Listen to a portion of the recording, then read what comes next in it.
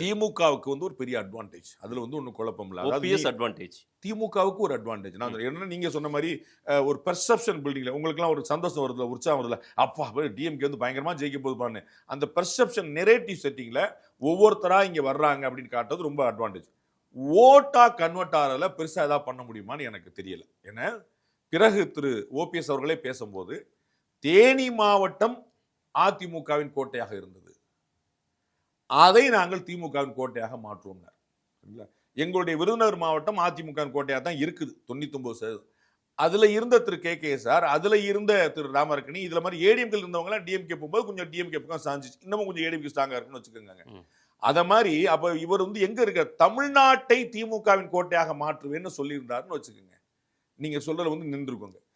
அவர் எங்க சுருங்கி நிக்கிறாருங்க. தேனி மாவட்டத்தை திமுகவின் கோட்டையாக கம்ப ராமச்சந்திரன் ஏற்கனவே அங்க இருக்கிறாருலங்க. அது கம்மன் செல்வேந்திரன் இருக்காரு, கம்பராமன் எல்லாம் ஏற்கனவே இருக்கிறாங்கல்ல. அவங்க திமுக இருந்தவங்க தானே. ஏன் இன்னைக்கு அண்ணன் தங்கத்தமிழ் செல்வன் இவர் மேலதான் அவர் கோவமே. தங்கத்தமிழ் செல்வனுக்கு யார் மேல கோவம்ன்றீங்க? ஏடிஎம்கே மேலையா கோவம்? டிடிவி மேலையா கோவம்? கிடையவே கிடையாது. அவருக்கு பிரச்சனை லோக்கல் பாலிடிக்ஸ், பஞ்சாயத்து இவர் கூட தான்.